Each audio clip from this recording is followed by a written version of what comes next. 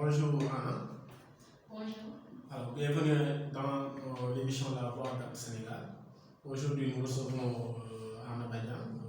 Anna Badian est l'agent d'insertion dans le cadre du projet Acte Sénégal à Kédougou. Aujourd'hui, nous allons parler de la cellule d'appui à l'insertion et de l'insertion aux apprenants. Alors, je m'appelle Adrien Mangania, je suis l'agent responsable du projet dans le département de Saraya. Et mon invité aujourd'hui, c'est Anna. Elle est l'agent d'insertion au niveau de CFP de Kédougou. Je vais lui laisser la parole pour l'occasion de se présenter.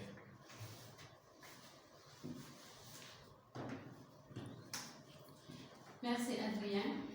Bonjour. Je me nomme Anna Badian. Je suis la nouvelle chargée d'insertion du projet Acte Sénégal à Kédougou. Alors, notre rôle, c'est d'accompagner, d'assister les RCA, c'est-à-dire les responsables de la cellule d'appui à l'insertion, et les faciliter à l'insertion. Alors, nos cibles, ce sont les établissements d'enseignement moyen secondaire, les centres de formation professionnelle et le lycée technique, les élèves qui se trouvent au niveau du lycée technique. Nous accompagnons les apprenants du CAT parce qu'ils sont nos cibles directes et nos cibles indirectes, ce sont les apprenants attestés.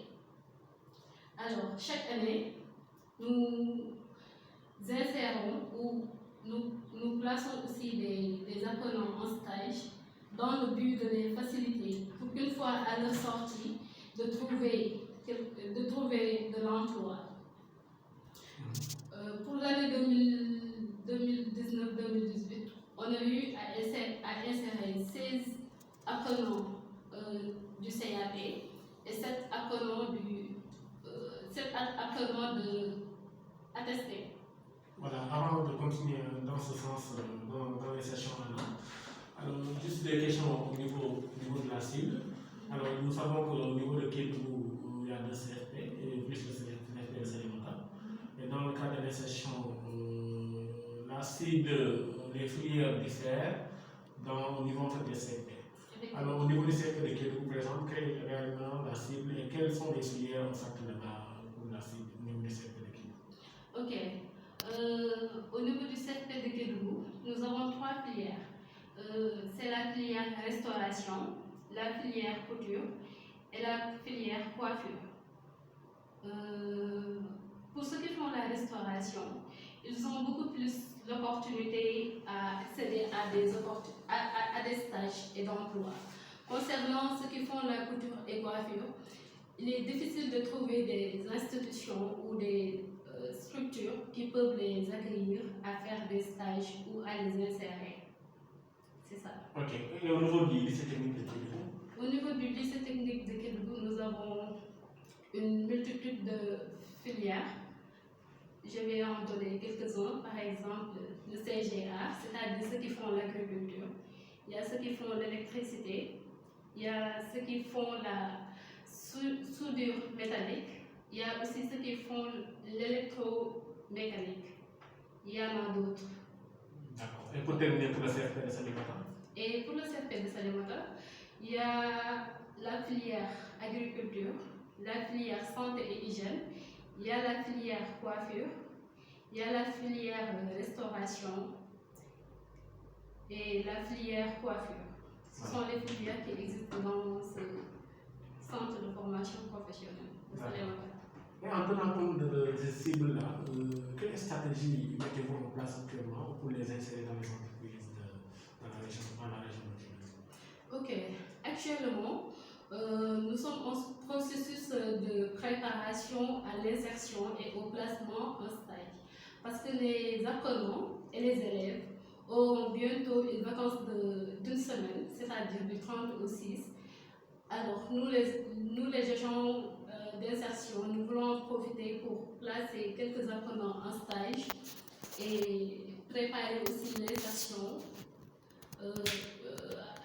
durant les grandes vacances. Et la stratégie que nous utilisons, c'est de préparer les apprenants avant le stage, de les expliquer l'objectif et l'importance des stages, de les préparer dans le milieu professionnel et de faire aussi des démarches avec les structures, avec les entreprises partenaires pour qu'ils puissent, accepter ces apprenants à faire le stage comme il le faut. Ce sont ces différentes stratégies que nous utilisons pour faciliter l'insertion de ces apprenants et les... Alors, quand vous parlez de structure d'entreprise partenaire, vous faites allusion à quelle entreprise? Alors, nous pouvons donner l'exemple de l'éco-métier. Pour ceux qui font par exemple la filière restauration, on a l'habitude de les insérer dans les hôtels ou dans les restaurants. Et pour ceux qui font la couture et la coiffure, on peut affirmer que ce n'est pas du tout facile de trouver des entreprises qui peuvent les accueillir, mais n'empêche, on en cherche et ce ne sont pas des entreprises, ce ne sont pas des structures qui sont, comment dirais-je, officielles, qui sont le moins encore. Ce ne sont pas en fait des structures, en fait on tient pas compte tout simplement en fait de cocotiers, et on prend en compte aussi d'autres entreprises. D'autres entreprises, il y en a d'autres entreprises qui existent. Alors, je trouve encore le mot, concernant les filières couture et coiffure, les entreprises ne sont pas légales. C'est-à-dire ils ne sont pas reconnus par l'État. Donc, ça sera un problème pour les insérer dans ces structures. Vous voulez dire qu'il y a des entreprises qui sont dans l'informel et qu'il est très difficile d'insérer en fait les apprenants à travers une convention signée et tout ça. Tout à fait. Maintenant, en tenant compte en fait parce qu'on sait très bien que les entreprises qui sont accueillies, telles que la chaîne Thomas Sankara ou bien l'hôtel Bédic, ce sont des grandes entités déclarées, mais ces entreprises sont très réticents dans tout ce qui est signature de convention. Maintenant, pour permettre aux apprenants vraiment de s'insérer quelque part, est-ce qu'il ne faudrait pas, je ne sais pas, dans la démarche, peut-être essayer d'aider ces entreprises à être formelles et en même temps d'insérer en fait les apprenants dans ce sens? Alors, on peut dire que trouver un partenariat avec ces entreprises-là, c'est pas facile. Je peux donner le cas par exemple, de Prodec. J'étais là-bas ce matin. Déjà, le Prodec, c'est une entreprise qui est partenaire. Alors, pour qu'ils nous recrutent certains apprenants à l'insertion et au placement de stage, c'est pas facile. Alors, nous essayons de faire tout notre possible pour qu'ils puissent accepter ces apprenants, mais quand même, toujours ils sont réticents. D'accord. Est-ce qu'il ne faudrait pas, pour toutes ces entreprises informelles qui sont dans l'informel par exemple, ces restaurants qu'on voit, ces lieux de couture à Kibou qui sont dans l'informel, je ne sais pas, est-ce qu'il ne faudrait pas, avec les apprenants, essayer de voir quelle est la possibilité de les orienter dans le formel et en fait de placer les apprenants en même temps, si c'est possible? Ok. En fait, ça fait partie de nos perspectives de...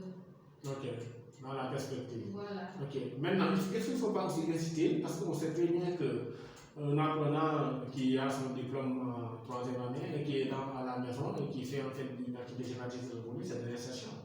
Est-ce que vous orientez aux apprenants dans ce sens de notamment? Effectivement, avec le club dans chaque établissement, on a des clubs entrepreneuriat. Et ces clubs entrepreneuriat sont dirigés par des professeurs formateurs. Il y a aussi des agents de terrain qui interviennent dans le but d'aider les professeurs. Et ces apprenants sont motivés par les cours qu'ils reçoivent. Alors, on peut dire qu'il y a une amélioration depuis que le projet est là. Il y a une amélioration parce que les apprenants, avec les cours entrepreneuriat, ils ont l'esprit de s'engager à l'entrepreneuriat. Et c'est cela notre rôle, de les inciter à s'engager dans l'entrepreneuriat, le leadership, afin qu'ils puissent satisfaire à leurs besoins, d'autant plus qu'aujourd'hui le marché de l'emploi est trop saturé et vraiment nous les incitons à faire de l'entrepreneuriat pour qu'ils ne puissent avoir une activité génératrice de revenus. Et dans en fait, l'engagement du chef de l'État aussi, ils ont orienté en fait ces fonds-là pour que les jeunes puissent en bénéficier. Est-ce que vous voyez un peu l'ADER actuellement est en train en fait, de développer toute une plateforme sur ça. En fait, les jeunes puissent. Est-ce que vous orientez en fait vos apprenants à s'inscrire sur la plateforme de l'ADER pour obtenir des financements? Ok, effectivement, parce qu'avec la plateforme de l'ADER qui est actuellement ouverte, j'en ai profité pour aider certains apprenants à s'inscrire parce qu'il y a 5 apprenants qui sont des sortants du centre de formation de Kédougou. Ils se sont réunis pour créer un GIE et ce GIE-là n'est pas encore formel. Du coup, ils n'ont pas encore reçu de financement. Et du coup, je les ai aidés à pouvoir s'inscrire dans cette plateforme pour tenter la chance à bénéficier peut-être de cette opportunité de financement. Et nous sommes toujours dans les démarches pour pouvoir formaliser cette GIE et qu'ils puissent démarrer comme il le faut leurs activités. D'accord, merci beaucoup. Alors, est-ce que vous partagez quelques résultats obtenus dans le cadre de l'insertion, quelques chiffres des apprenants insérés depuis peut-être 2020 ou bien 2019? Ok. Concernant les apprenants, il y a 16 apprenants qui ont été insérés l'année 2019 mais ce sont des apprenants du CAP. Il y a aussi 7 apprenants attestés qui ont été insérés en 2019. Concernant l'année 2020, il y a 30 qui ont été insérés. Et ces 30-là, ils ont bénéficié des placements de stage durant les vacances de Noël. Et moi aussi, je voulais en profiter pour les replacer encore en stage durant ces quelques vacances, c'est-à-dire du 30 au 6. Et durant aussi leurs vacances, les grandes vacances, je vais en profiter pour les insérer. D'accord. Alors, est-ce que, à part le secteur de Kédougou, le lycée technique et le secteur de Salimane bénéficient de ces insertions-là? Effectivement, parce qu'aujourd'hui, j'étais à Prodec, comme je vous l'avais dit tantôt, j'étais à Prodec pour préparer l'insertion des apprenants qui font l'agriculture, c'est-à-dire ceux qui sont au lycée technique pour préparer leur insertion. Et j'ai aussi une autre entreprise qui accepte de prendre aussi les élèves qui font la restauration et les élèves qui font la coiffure, la couture du moins. Parce que ceux qui font le bâtiment, par exemple au lycée technique, ceux qui font le bâtiment, les entreprises sont très réfractaires. Ils refusent vraiment de prendre les apprenants parce qu'ils disent que les apprenants, avant qu'ils travaillent dans ces lieux, ils devront avoir leur propre équipement parce que ce sont des travaux qui sont très risqués. Ok, je vois.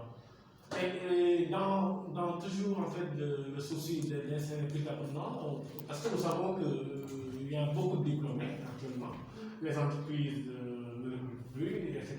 Ils sont un peu réticents en fait de ces conventions. Et quelle est la perspective du